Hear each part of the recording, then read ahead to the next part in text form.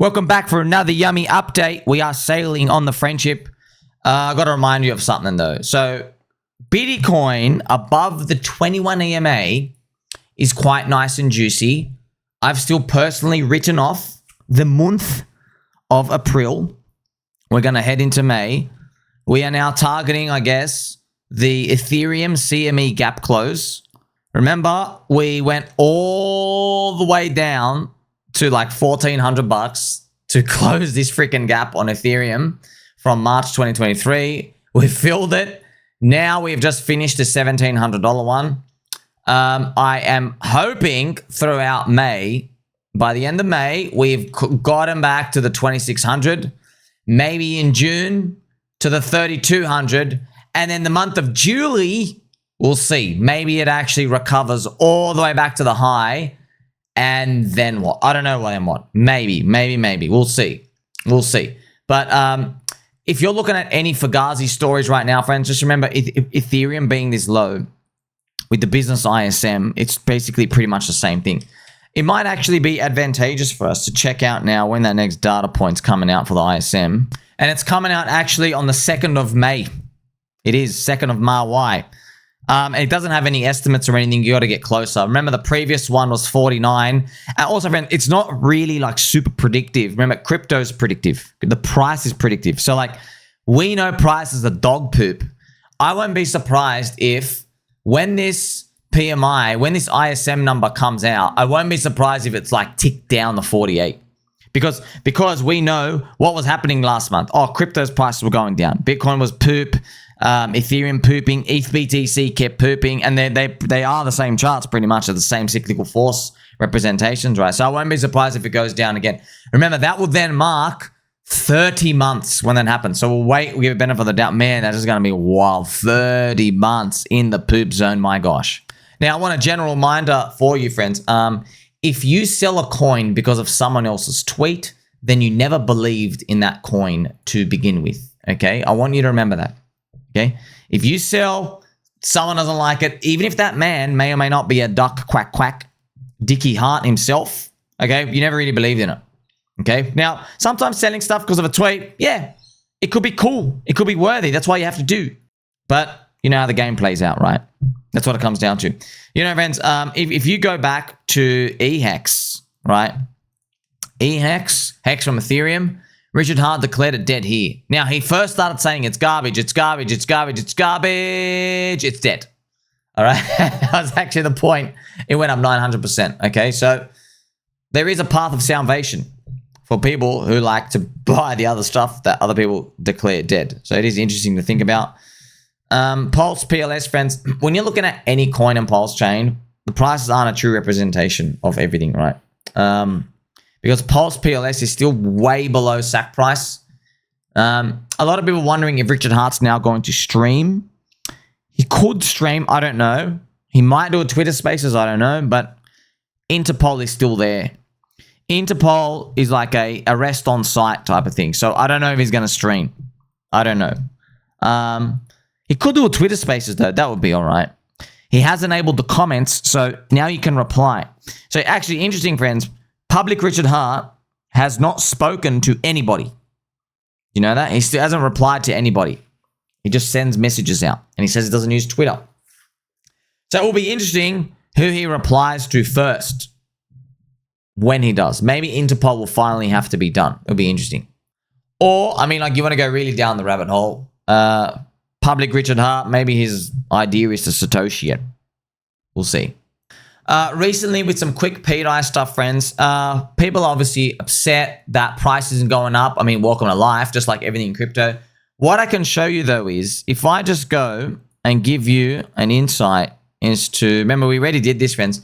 Pretty much what I found is I just checked how long these things stay in capitulation on pDAI. And roughly around here was about 65 days. Okay, 65 days.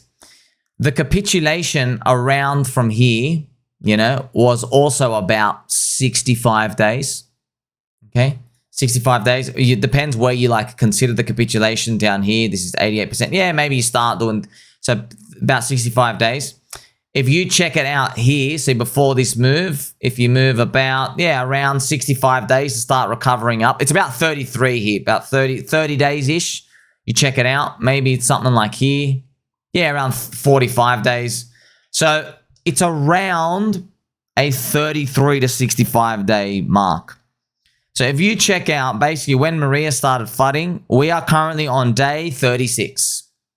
Okay, so where would like day 65 take us? It would be 22 of May, otherwise known as Ma-Y, the month of Ma-Y.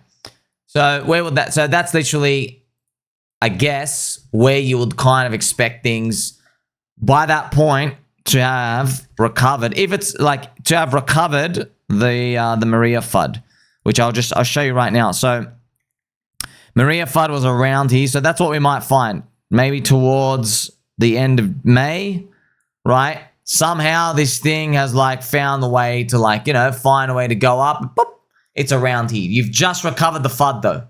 That's what I wanted to know. How long does that period of time last? It's around 30 to 60 days. That's my expectation.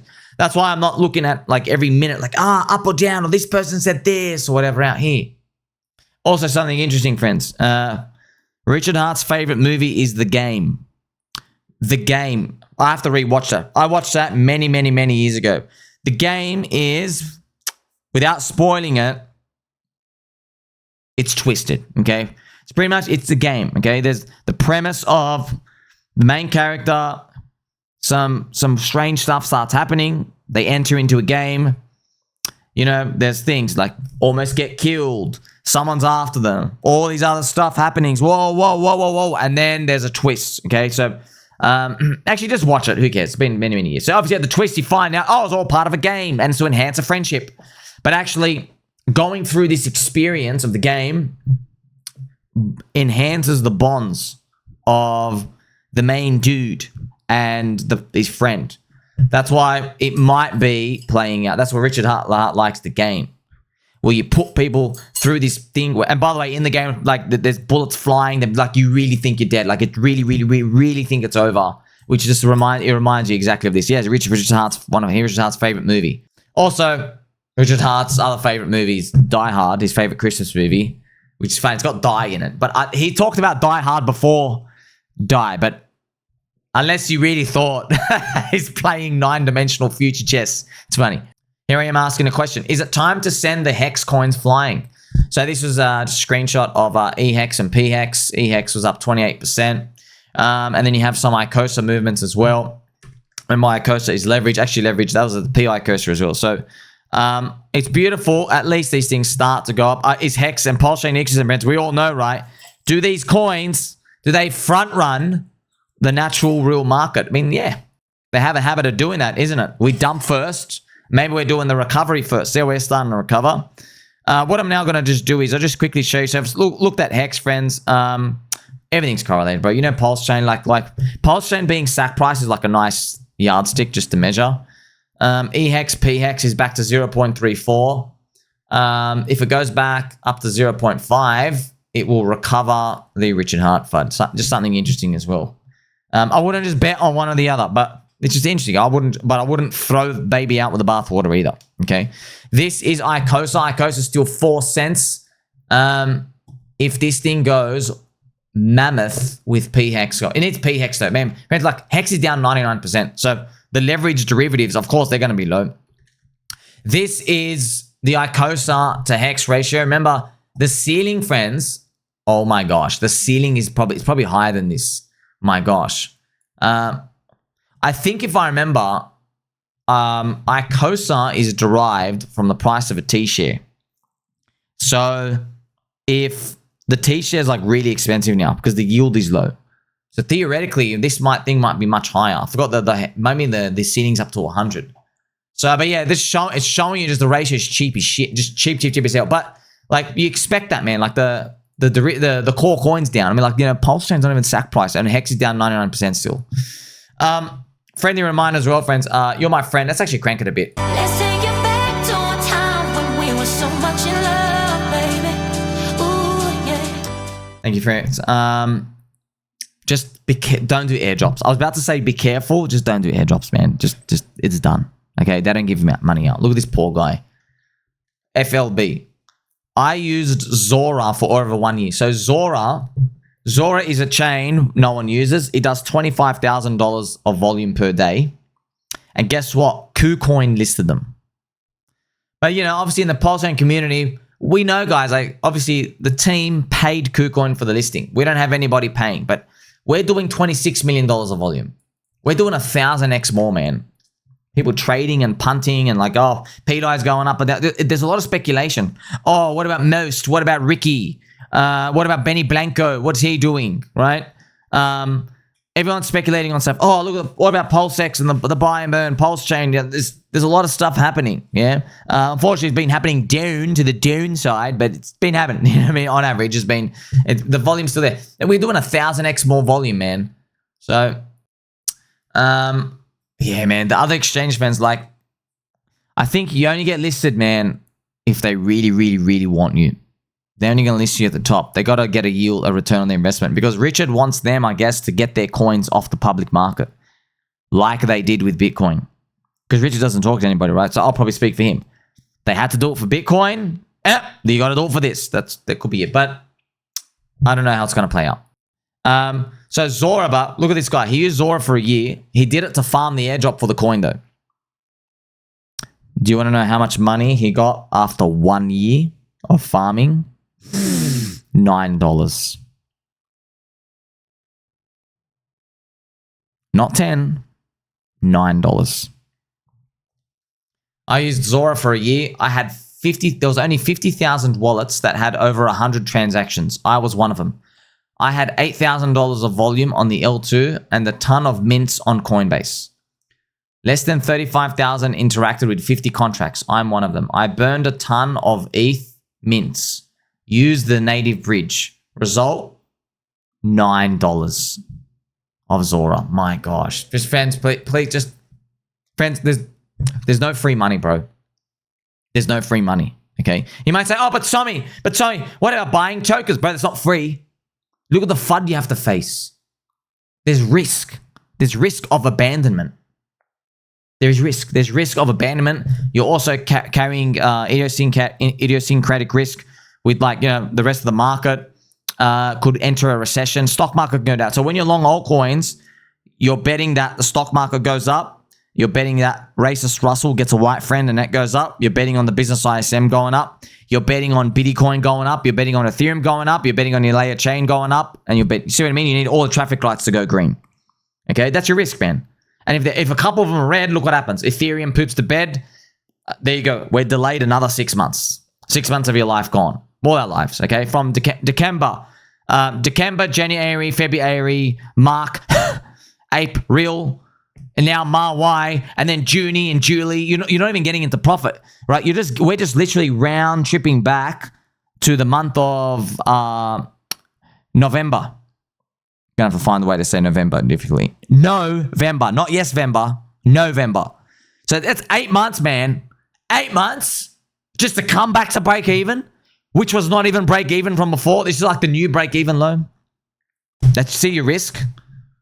Ah, man, poor guy. Trash VC chains of vomit, friends. They just join PulseChain, bro. Like, you know what I mean? Like if you're betting on stuff going up, it's the place to be.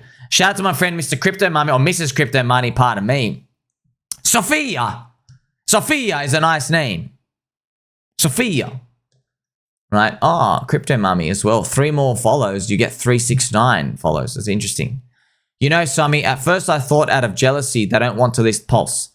But no, they just don't want to see us do well. They want to keep people poor. It's very obvious. Daddy, ain't they the site that hates Americans? I don't know what you're talking about. So it's a site. How could you hate Americans, bro? You're 39% of all world consumption. What are you talking about? But yeah, I do wonder. They just want to keep people poor. Man, exchanges, they're not listing stuff when they're cheap, man. Because they're short-term momentum as well. You got to think, friends, when exchanges list coins, it's yield for them. Okay? It's yield. So if you're doing low volume, there's no yield for them. They don't care. Right? They leave that up to the speculators. Yeah, they want to get paid and get a guaranteed yield. Or they let the candles go up, then they list it. Because there's a lot of volume up there. But your customers have to buy high. So you don't actually care about your customers making money. They're secondary. Yeah. You care about you making money as an exchange, which is okay. You're the business. Yeah. Because screw the customers. Look, man, let's say they hired me at an exchange. Let's say they hired me at Binance, right? I'd be on my mission to let everyone know out of my YouTube channel, and I'd show people, look how mad Binance is. Look, we got you into this coin early, and just market and show them. Oh, look, we listed this early. 2 years later, it was this. We listed this early. But they don't do that because they're exchanges. They're more like codey, nerdy tech guys. As well, friends. You know, let's crack on through. Just remember who's your friend here. Okay, it's me. I'm your friend. And as we watch like Ethereum going up, remember we got a while to go. All right, we do have a while to go.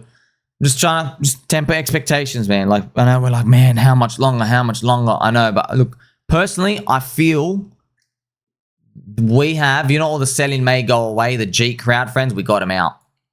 It took our blood, but I think we got them out. I think we're actually destined for greatness now. Everyone's out. It's literally a believer's cycle.